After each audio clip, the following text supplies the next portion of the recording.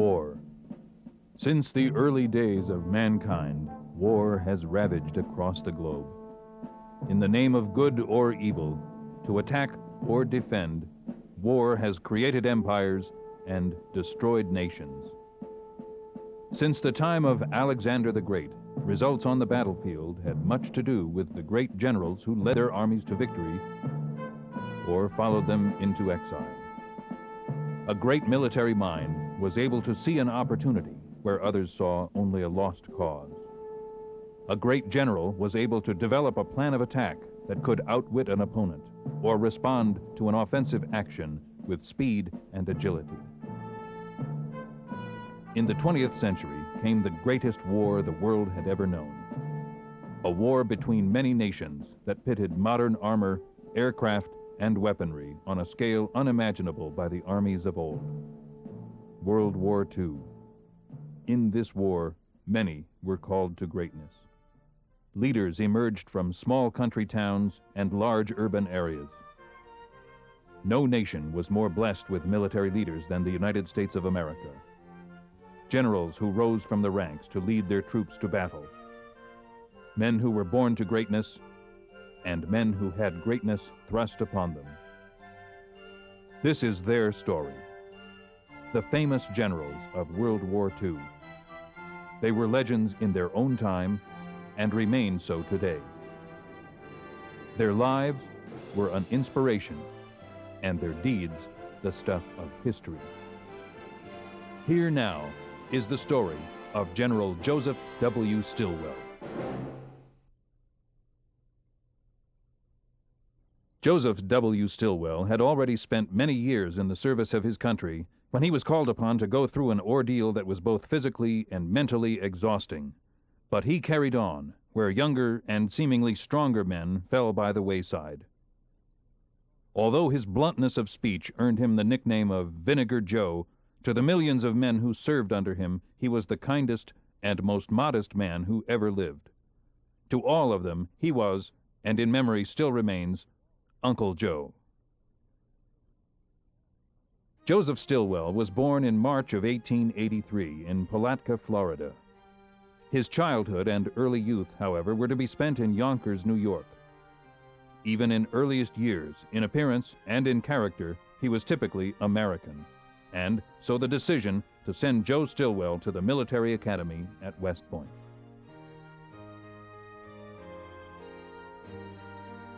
The year was 1900, and the decision was a fortunate one. Few men could know that young men with qualities of courage and leadership would be needed to serve the United States through ensuing years of crisis. Between the lines of the yellowed class yearbook, one can read hints of those qualities. For the young quarterback, they were already winning a permanent niche among West Point's football immortals. They were destined to serve him on fields broader than the gridiron. Graduation from the academy did not end Joseph Stilwell's association with West Point. The newly commissioned second lieutenant of infantry was to spend 11 of the next 14 years teaching a succession of classes. His field instruction, foreign languages. A natural aptitude in these subjects was to prove as fortunate for the U.S. as was the decision to make the military his profession. In the crowded years not spent at the academy, there would be an assignment to serve at schools and at tours of duty in the Philippines and at home. Meanwhile, history was setting the stage for the first of our century's major crises, World War I. In its flames, untried American leadership would be tested and tempered. It was now Colonel Stilwell who went on to serve with the Army of Occupation within Germany.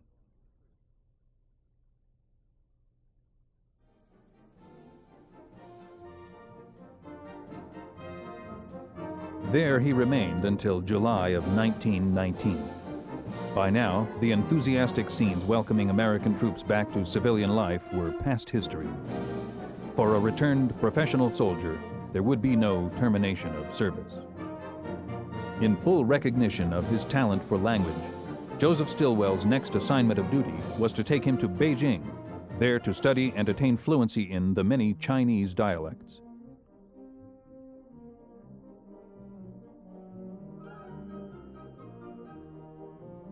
With him went his wife and their 3 children. 2 more would be born during the years in China. The comfortable Stillwell home came to reflect his growing appreciation of Oriental art. It was to earn him recognition as a connoisseur. To the Chinese people around him, the perceptive Stillwell brought his own humane understanding. Out of it came mutual respect and warm regard. One day in the future, these would help forge military victory. But before that day, there were to be years of service for Joseph Stilwell. Now, he must return to the United States. Beside him at Fort Benning's Infantry Training School, fellow future general officers taught and studied. George C. Marshall, Omar Bradley, men who were to become great generals in a future war. At Fort Leavenworth's Command and General Staff School, there were additional years of study. Then, once again, it was back to China, this time as military attaché to the United States Embassy in Beijing.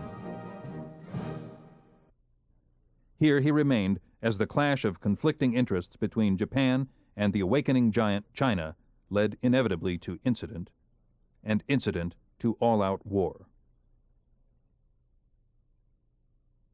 The incident was Manchuria.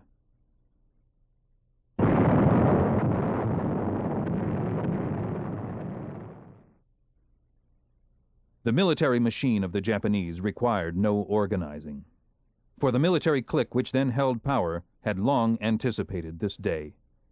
The overall plan was to decimate China, reduce her province by province.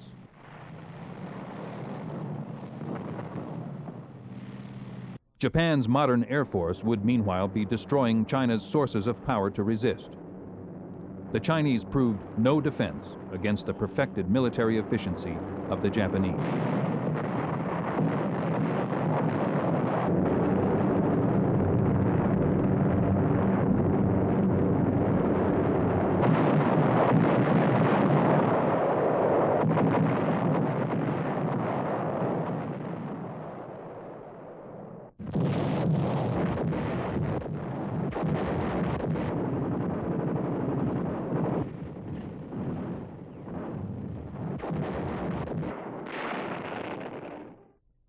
On hand, as American observer, was Colonel Joseph Stilwell. It became his growing and unshakable conviction that the Chinese soldier was a first-class fighting man, needing only first-class equipment, first-class leadership.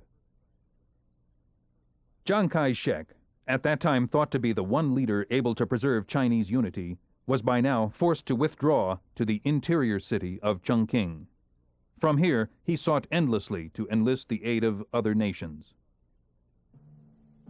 There had already occurred the Panay incident, in which an American ship in Chinese waters had been sunk by Japanese bombers.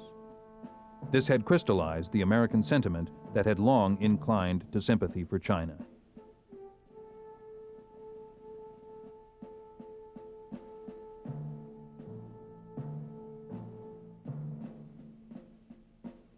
Aid had come as young Americans volunteered their services. Acting unofficially as private citizens, one such group, the Flying Tigers, were winning fame as they took an impressive toll of Japanese planes.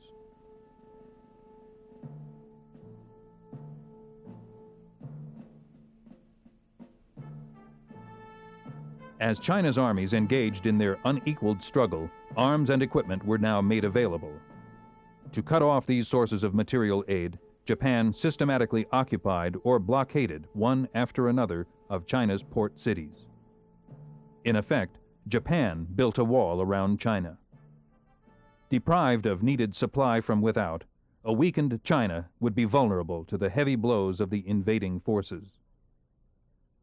The former American observer Stilwell was now back home again, serving at California's Presidio. A major general, he commanded the 3rd Army Corps. Step by step, history was setting the stage for its climactic tragedy. Out of that tragedy, Joseph Stilwell would emerge to play a heroic role.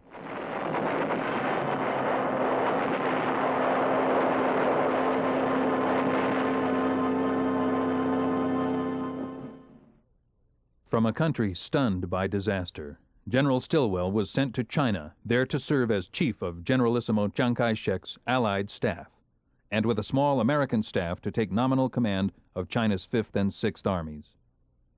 The new responsibility brought him his 3rd star. In the absence of clear-cut Allied command lines, General Stilwell's first job was to help in the defense of Burma. Burma offered the only route by which material aid could be fed into China. China must be built up, made stronger and stronger until her allies could join her in going over to the offensive. That would be a far-off day, for President Roosevelt gave priority to the European theater of war. To build up China, supplies were trucked in over the newly built Burma Road. The Burma Road was started by the Chinese after the Japanese invasion of China in 1937. According to one eyewitness, it was scratched out of the mountains with fingernails.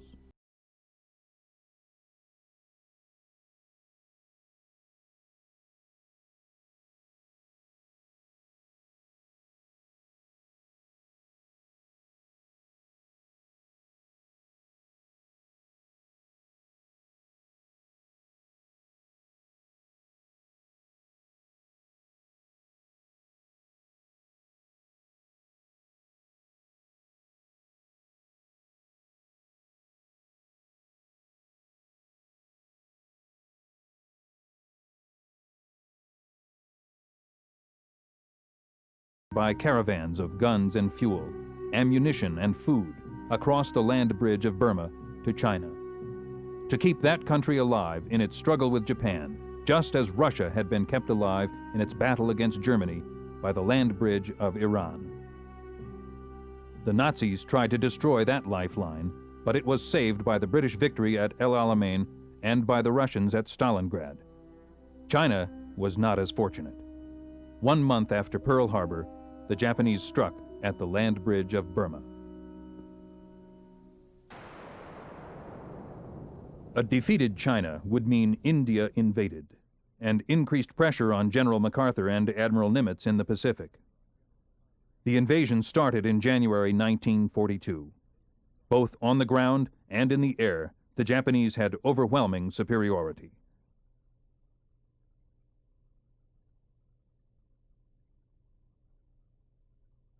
On the Allied side, General Alexander headed small forces of British, Indians, and Burmese, and General Stilwell commanded Chinese troops sent by Generalissimo Chiang Kai-shek.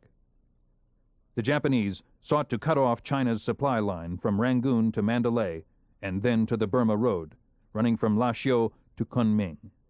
They struck from Thailand toward the vital port of Rangoon.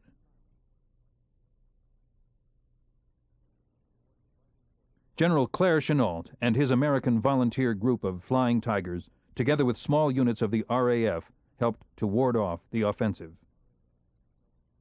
The Japanese attacked Rangoon in force.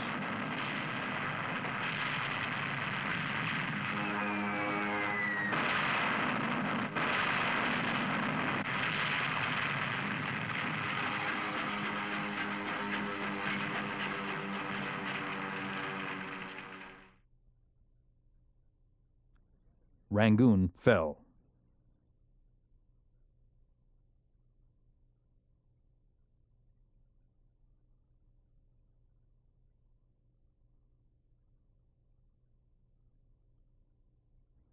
The enemy swept on to central Burma along the road to Mandalay, where, by air and ground, with the aid of 5th columnists and looters, they destroyed that city.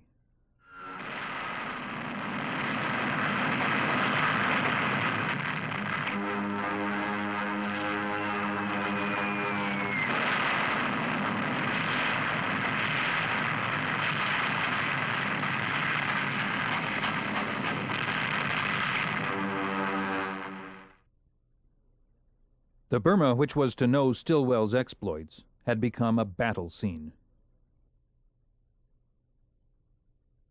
General Stilwell and his Chinese, together with outnumbered British, Free French, and Dutch troops, fought on. But the effort was doomed.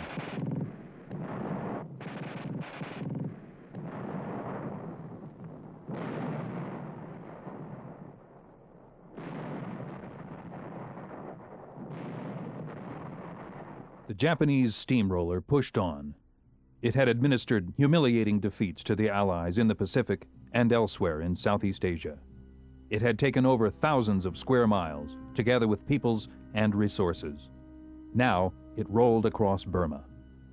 India's borders lay open to attack. Worst of all, that last vital land route, the Burma Road, lay useless.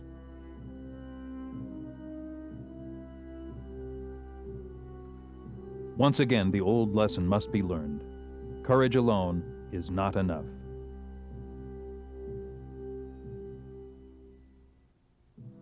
For the Allies, withdrawal became retreat. Retreat, a nightmare route. Refugees, and through brilliant leadership and individual fortitude, managed to keep ahead of the Japanese. They retreated along elephant trails, through jungle, across rivers and mountains, to the safety of India. In the ordeal, Joseph Stilwell's full stature revealed itself. Refusing the comforts his age and rank might have claimed, he personally conducted one group of 400 battered troops, Burmese nurses, and civilians to the safety of India. There, at New Delhi, he was to utter the now classic admission of defeat and announce his determination to go back and wipe it out.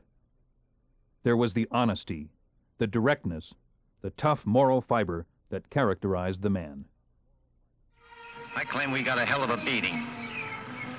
We got run out of Burma, and it's humiliating as hell. I think we ought to find out what caused it, go back and retake the place. The battered campaign hat and shirt sleeves now became a familiar sight as the job of regrouping and training began. Burma covers approximately the same area as Texas. On its western border lies India. On its east, China, Indochina, and Thailand. To many, Burma is a land of legend, a shrine of Buddhism with its pagodas, its fabled road to Mandalay, its colorful cities and villages, its strange and picturesque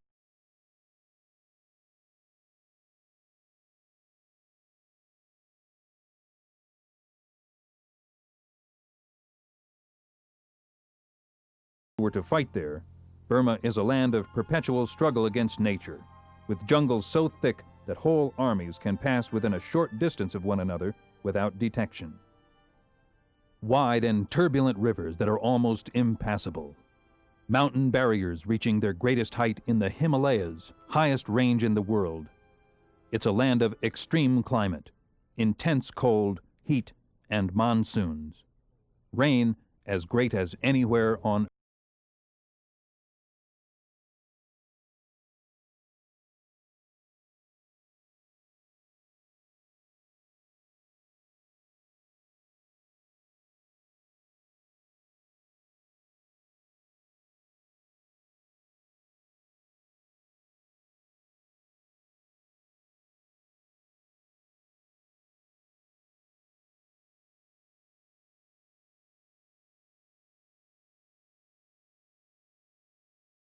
the land bridge of Burma was a tremendous one. General Stilwell's first act after the Japanese invasion was the formation of an American command known as CBI, China, Burma, India. From China came thousands of Chinese. They were carried over the Himalayas by planes of the American Air Force to Ramgarh in India. Here, under CBI, a huge training station had been started.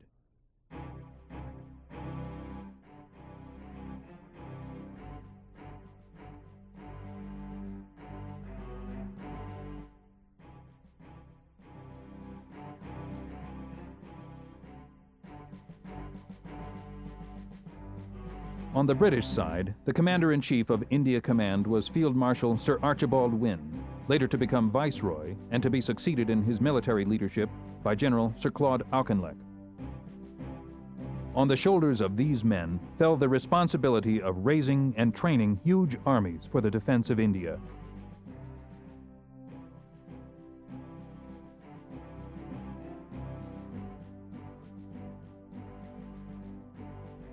It wasn't long before India became a vast armed camp.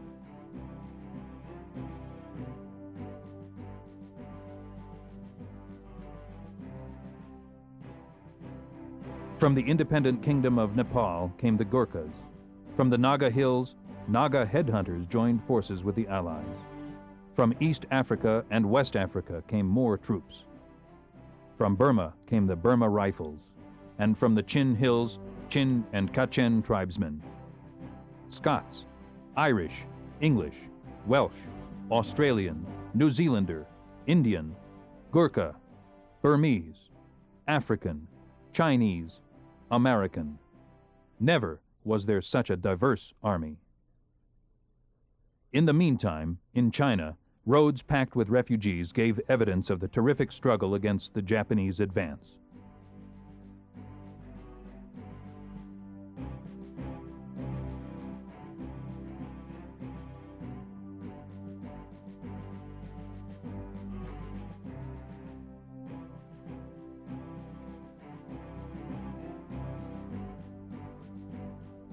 There were attempts to push through other trails.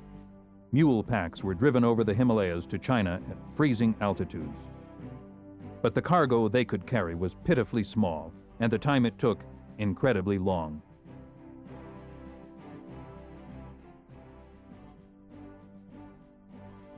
The first step was the construction of an air bridge, across which supplies were to be flown by the pilots of the American Transport Command, shuttling back and forth over what they called the hump. It was a slow process. Equipment had to be taken apart so it could be loaded aboard planes.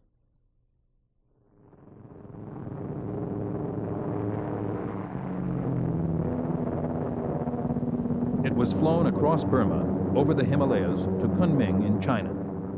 Enemy interception, particularly from the important airbase at Mishinau, denied them a direct line and forced them north over a much higher route. They flew across jungles, through mist and fog, over mountains often at altitudes of over 20,000 feet. The menace of Japanese planes was ever present. They made a sky bridge 525 miles long over the roof of the world and carried across in unarmed transport planes the vital supplies needed by the American and Chinese air forces and the Chinese armies. But it wasn't enough. There was still desperate need for a land bridge. So at the end of 1942, the monument to Joseph Stilwell's ingenuity and drive was begun, the Lido Road. Starting at Lido in northern India, the plan was to drive through jungles, rivers, mountains, and Japanese opposition to a juncture with the Burma Road. A supply route was then forged from Calcutta to Lido by rail across the Lido-Burma Road to Kunming, and thence to Chongqing in China. Burma's mountains, rivers, railways, and highways extend from north to south. To push through this new road, the Allies would have to fight against the grain from west to east. The Lido Road was begun by a handful of men facing a task that had been called impossible. And so, with inadequate machinery and tools, a few American engineering units with a detachment of Chinese engineers and what Asiatic labor could be had started one of the greatest road-building jobs in history. Again and again, they saw their work collapse as the monsoon washed away whole stretches. But the road inched along. Modern machinery and trained manpower could clear up the Indian end of the projected loop. At the China end, it was a far different story. Here, it must be back-breaking manual labor with primitive tools. Men, women, and even children threw themselves into the Herculean task. China knew what was at stake, and China responded. At the docks in Calcutta, second largest city of the British Empire, supplies from America and Great Britain and the factories of India were piling up, waiting to be hauled to the Lido Road and the hump. Some of the supplies were sent by water in primitive flat boats and barges. Almost as cumbersome a route was the Bengal-Assam Railway.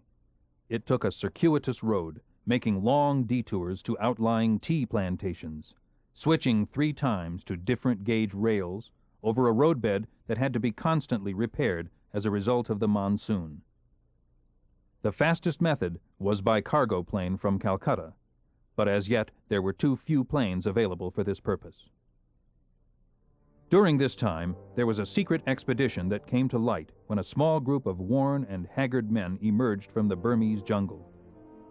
They were called the Chindees. Their name was taken from the Burmese name for a legendary animal that symbolized protection. Almost as legendary was their leader, Brigadier, later Major General Charles Ward Wingate, professional soldier, pioneer jungle fighter. In the beginning of 1943, with complete secrecy, he had led British and Indian troops behind enemy lines into the heart of Burma, across the Chindwin River to the Irrawaddy, a distance of 200 miles, on foot.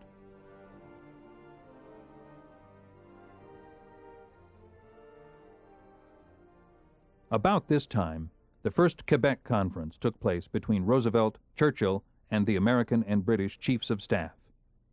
Here, new plans were evolved for the war against Japan. A new command was formed, Southeast Asia Command, combining the British and American operations. The appointment of Supreme Allied Commander went to Admiral Lord Louis Mountbatten, former Chief of Combined Operations in Britain and leader of the Commandos. General Stilwell was appointed Deputy Supreme Allied Commander, in addition to his duties as Chief of Staff in China and head of CBI. Back in Southeast Asia, Mountbatten set up his Allied headquarters, choosing as its emblem the phoenix, the symbolic bird that emerged from the ashes of a destroying fire. Meanwhile, on the Lido Road, construction was progressing. Colonel, later to become Major General Lewis A. Pick, in command of the engineers. "The Lido Road is going to be built," said Pick. "Mud and rain and malaria be damned." The increase in material aid was making greater demands upon air transport. Suddenly, the hitherto ignored operation captured the imagination of the outside world. Flying over the hump became a familiar phrase. Behind the phrase lay the reality of every type of plane available, many lacking modern instruments, flying back and forth in unpredictable weather, their route over uncharted and treacherous mountains. The stockpile for this, seemingly the sideshow of the war effort, was mounting. The tools of battle were now ready and waiting to help settle an old score. The Asian theater had been remembered. Air power opened a prelude to attack. And to sustain it, fighters and bombers of the newest types arrived in increasing numbers. Soon, the prelude to attack was no longer a curtain raiser, but the first stage of fiery assault. The day had come. Men from China, from all parts of the British Commonwealth, from India and Burma, and from far-off Africa. Men of many races, many tongues were on the march, and with General Stilwell's diverse army, a growing number of American units. Among them were General Merrill's troops, experienced fighters from the Pacific Theater. Merrill's Marauders was to be their popular name, as they helped make history. As the bulldozers and tractors cleared away obstructions, Chinese infantry and artillery, trained by the American Army in Rangar, India, moved ahead to clear enemy opposition. Along this route, another great engineering project was starting, a fuel pipeline from India across Burma to China. Over 2,000 miles of pipe was laid like a huge artery across the savage terrain to carry a transfusion of gasoline, diesel oil, and lubricating oil. Each in its turn for the trucks and tanks, the machines, and the planes that were fighting in China. In 2 years of preparation, General Stilwell had molded a machine